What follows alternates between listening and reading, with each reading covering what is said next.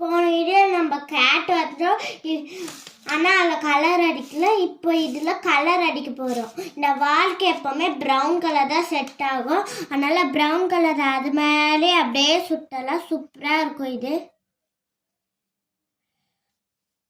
அப்புறமா ஆரஞ்சு அடிக்கலாம், சூப்பராக இருக்கும். இங்கே கூட அடிச்சுக்கலாம். ஃபுல்லாக அடித்து முடிக்கணும். வெள்ளெல்லாம் போகக்கூடாது, இல்லை தப்பாயிடும். ஆனால் நல்லா இருக்காது. வெள்ளெல்லாம் போகக்கூடாது. லைட்டாக போனால் கூட பரவாயில்ல, ரொம்ப போனால் தான் நல்லா இருக்காது.